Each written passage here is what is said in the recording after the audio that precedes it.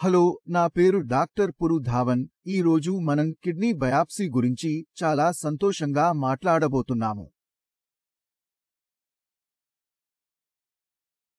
Kidney biopsy చేసేందుకు రోగి మనసులో అనేక సందేహాలు ఉంటాయి. అది చేయాలా లేదా చేయకుండా ఏమి ప్రయోజనం ఉంటుంది, ప్రయోజనాలు ఏమిటి, నష్టాలు ఏమిటి అనే అనేక ప్రశ్నలు ఉంటాయి. There are many doubts in your mind, so today we will try to address them and explain them in a simplified way so that you can make a decision with a clear mind. Let's get started. Why is kidney biopsy done? If you look around the room you're sitting in and I say that this room is black, you might wonder what happened here, but let's focus on kidney biopsy today and understand its benefits and disadvantages in a simplified way so you can make an informed decision. ఇక్కడ అగ్ని ప్రమాదం జరిగింది. ఇప్పుడు మరో ఉదాహరణ తీసుకోండి. మీ గదిలో glass పగిలిపోయింది, విండోలు తెరిచి ఉన్నాయి మరియు పరిసరంలో మాణిక్యాలు ఉన్నాయి. ఆ గదిని చూడి మీ మనసులో ఏమి వస్తుంది అని ఆలోచించారు. కానీ తుఫాను వచ్చిందని అనుకుంటారు. కాదు అని ఆలోచించకూడదు. So, after the event, you made a judgment. Similarly, when we do a biopsy, we take a small sample of the kidney, look at it under a microscope, and then we get an idea of what kind of damage has been done, what type of damage has occurred. It's like looking at a room with broken glass, open windows, and soil all around. You would think there was a storm, right? అన్ని జరగాలినట్లు కిందు అయింది. అందువల్ల మూత్రపిండాల biopsy ప్రముఖం. దీనిని వాడికి తెలుసు కావాలి. ఇప్పుడు దీనివల్ల పొదుపున ఉన్న ప్రయోజనాలు ఏంటి అంటే, మీ వయసు తక్కువ ఉంటే, ఉదాహరణగా 18 నుంచి 24 సంవత్సరాల వయసు ఉంటే, అలాగే కిడ్నీ క్రింది సమస్యలు ఉన్నాయి, కానీ అది బీపీ లేదా షుగర్ లేక ఉండకూడదు. Now if you go to the doctor and say that your kidneys are getting damaged, your creatinine and urea levels are increasing, ask the doctor what the reason could be after checking. If there is no high blood pressure or diabetes, then kidney failure at the age of 80 is not the reason. So what could it be? కారణం కావచ్చు. ఇక్కడ ఈ సమస్య మొదలవుతుంది. రోగిలో ఏమి తప్పు జరిగింది. కాబట్టి మనకు కారణం తెలియనప్పుడు వెన్ను చరిత్ర తెలియని ఇలాంటి సందర్భాల్లో అక్కడ బయాప్సీ పాత్ర చాలా పెరుగుతుంది. మరియు ముఖ్యంగా ఆ రోగులలో వారి వయస్సు తక్కువ ఉంటే. దీనివల్ల ప్రయోజనం ఏమిటి? మందు సెట్ చేయడం మాకు సులభం. ఈ రోగికి ఐజీఏ నెఫ్రోపతి ఉందనుకోండి.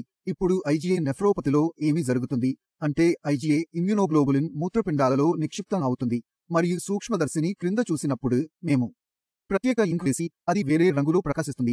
కాబట్టి మాకు తెలియజేయబడుతుంది కొన్ని రోగికి ఐజీఏ నెఫ్రోపతి ఉందని. Now that we know that the patient has a nephropathy, we can consider treating it with steroids. However, steroids are not like candy that anyone can eat before prescribing steroids. We need to confirm that the patient actually needs them. ఔషధాన్ని set చేయడానికి biopsy అవసరం. కొన్ని ప్రత్యేక సందర్భాల్లో ఇప్పుడు మీరు దీనిని అర్థం చేసుకోవడం ప్రారంభించారు. ఇప్పుడు మనం బయాప్సీలో విషయాలను ఎలా కనుగొంటామో చూద్దాం. మేము మొత్తం బయాప్సీలోకి వెళ్ళము. బయాప్సీ చేసిన వారికి ఈ భాగం మంచిది. వారు కిడ్నీ బయాప్సీ చేసినప్పుడు మార్పులు ఏమిటి అని మనం చూడగలము. అతనికి సాధారణంగా FSGS ఫోకల్ సెగ్మెంటల్ గ్లోమెరులోస్క్లెరోసిస్ అని పేరు. ఇది కిడ్నీలో స్క్లెరోసింగ్ కారణంగా జరుగుతుంది. ఇప్పుడు FSGS అనేది ఎందుకు జరుగుతుంది అంటే తెలుసుకోవాలి. గతంలో బీపీ వల్ల కిడ్నీలు డ్యామేజ్ అవడం, బీపీ పెరిగిపోవడం, కిడ్నీ డ్యామేజ్ కావడం. ఇప్పుడు బీపీ బాగానే ఉంది, కానీ కిడ్నీ డ్యామేజ్ అయిన బీపీ వల్ల ఇప్పుడు కిడ్నీలో కొద్దిగా డ్యామేజ్ అయినా సరే. Even if your BP is under control, the damage can still increase because CKD is a progressive disorder that occurs automatically. This means that the kidney can lose either function without any problem, but that either loss will gradually reach 30. Even if the kidney does not increase significantly up to 30, as soon as it crosses 30 and the kidney experiences a 30 loss, the values the kidney start increasing, and that's when you realize that there is something wrong with the kidney. So the main issue is that kidney damage can only be detected through the values of certain markers after a 30 loss. Therefore, if a biopsy is done in a kidney with a 1.3 reading, it will reveal that around 3.35 the kidney has sclerosis, damage, or some other form of injury. So, we're talking about FSGS here. If you want to learn more about it, I've made a video in the topic that explains how FSGS damages the kidneys. Now, let's move on to the second most common finding we see in biopsy reports, which is MCD. అది కనీస మార్పు వ్యాధి. కాబట్టి ఒక రోగికి protein leak అయినప్పుడు, మూత్రపిండాలలో biopsy చేసినప్పుడు మరియు సూక్ష్మదర్శిని క్రింద చూసినప్పుడు ఏమీ కనుగొనబడదు మరియు ప్రోటీన్ లీక్ అవుతుంది. అప్పుడు డాక్టర్ అర్థం చేసుకోగలడు, ఎందుకంటే కనీసం ఏదో ఉంది. దానివల్ల ప్రోటీన్ లీకేజ్ ఉంటే మనం కింద మైక్రోస్కోప్ ద్వారా ఏదో కనబడదు. అందువల్ల అది మినిమం చేంజ్ డిసీజ్ అని పిలుస్తారు. అనివార్యంగా అది చాలా సన్నంగా ఉంటుంది, కానీ సమస్య ఉంటుంది. అందువల్ల మనం అదిని ఎన్సిడి అని పిలుస్తాము.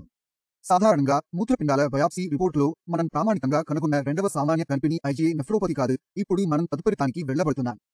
There are many cases of IgA nephropathy, and the reason behind it is still unknown. It is not caused by any genetic disorder and is not found in parents, but it is found in children. It is also not found in your ancestors. In your case, IgA nephropathy is present, which is a disease of unknown etiology, meaning the specific reason for its occurrence in your body is not known in this disease. There is an immune response in the body. You should know all about this. When we talk about kidney biopsy, we need to understand IgA nephropathy. IgA immunoglobulin is a part of our immunity that protects us from infections, viruses, and bacteria. However, in the case of IgA nephropathy, this same immunity starts attacking the kidneys, leading to the disease. This disease has an unknown cause and may be hereditary. When our immunity, which is meant to fight viruses and bacteria, starts attacking the kidney due to a confusion between the two, it is called IgA nephropathy. IgA is a part of our immune system that provides protection from infections, viruses, and bacteria. However, when it starts attacking the kidney, it can cause harm. In IgA nephropathy, what happens is that the IgA immunoglobulin sticks to the basement membrane of the kidney, considering the virus and bacteria as foreign. It sticks to the membrane like it does with the virus and kills it. In IgA nephropathy, the IgA immunoglobulin sticks to the basement membrane of the kidney just like a virus or bacteria and causes inflammation. The immune system, which is meant to fight the foreign invaders, attacks the IgA and damages the kidney membrane. In IgA nephropathy, the IgA immunoglobulin sticks to the basement membrane of the kidney just like it does with the virus and attacks it as a foreign body, causing inflammation. And this causes inflammation, which damages the membrane of the kidney, specifically the basement membrane and the nephrons. As the nephrons get damaged, the levels of creatinine and urea increase. పెరగడం ప్రారంభమవుతుంది. కాబట్టి ఇవి ప్రధాన పరిశోధనలు. మేము lupus nephritis మరియు ఇతర వ్యాధుల గురించి మాట్లాడవచ్చు, కానీ ఇవి ప్రధాన పరిశోధనలు. ఇప్పుడు మీరు వ్యాధిని గుర్తించడంలో బయాప్సీ పాత్ర ఏమిటో అర్థం చేసుకున్నారు. And placing the medicine in the right direction to provide the best care to the patient. Any CKD disease can't be fully cured. It can only be managed to a great extent. Just like diabetes, if someone has diabetes, it is said that this disease CKD నిర్వహించదగిన రోగాలలో వస్తుంది. పూర్తిగా నయం చేయలేము. మీ creatinine స్థాయి 12 ఉంటే అది 1కు వస్తుంది, కానీ అప్పుడు మీరు కూడా CKD రోగి అవుతారు. ఏకైనా కొద్దిగా నష్టం ఉంటుంది. కిడ్నీలో ఆ డ్యామేజ్ వయసు పెరిగే కొద్దీ అది కిడ్నీని డ్యామేజ్ చేస్తుంది. కాబట్టి వీలైనంత వరకు బీపీ, షుగర్ నుంచి మిమ్మల్ని మీరు కాపాడుకోవడం మంచిది. ఎందుకంటే బీపీ, షుగర్ ఉంటే 80 కేసులు దీని నుంచే పుట్టుకొస్తాయి. కాబట్టి అవకాశాలు మెండుగా ఉంటాయి. 80 సంవత్సరాలు ముగిశాయి. కాబట్టి ఇది చాలా ముఖ్యమైన అవగాహన. ఇది ప్రతి ఒక్కరూ తెలుసుకోవాలి. మూత్రపిండాల రోగులు మాత్రమే కాదు, ప్రతి ఒక్కరూ తెలుసుకోవాలి. తద్వారా వారు వారి శరీరాన్ని, వారి మూత్రపిండాలను రక్షించవచ్చు మరియు సికిడి వ్యాధి నుండి రక్షించవచ్చు. మూత్రపిండాల బయాప్సీ గురించి మీరు అర్థం చేసుకున్నారని నేను ఆశిస్తున్నాను. ఇది ఎందుకు ముఖ్యమైనది? గది చీకటిగా ఉంటే అప్పుడు మంటలు ఉంటాయి. మట్టి ఎక్కువగా ఉంటే అప్పుడు తుఫాను ఉంటుంది. కాబట్టి నష్టం యొక్క రకం కారణం చెబుతుంది మరియు బయాప్సీలో మనం ఏ ఫలితాలను చూస్తాము. ఇంకా మీకు ఏమైనా సందేహం ఉంటే, మీరు ఎలాంటి ప్రశ్నలు ఉన్నాయనుకుంటే నేను అందుబాటులో ఉన్నాను మరియు మా సంస్థ అందుబాటులో ఉంది. మీరు వచ్చి నన్ను కలవగలరు. అంతరంగంగా మరింత వివరాలు కలిగి ఉంటాయి. కొనసాగించుకోండి. తర్వాత మీరు వీడియోలో కలుస్తాము. అంతేకాకుండా నమస్తే.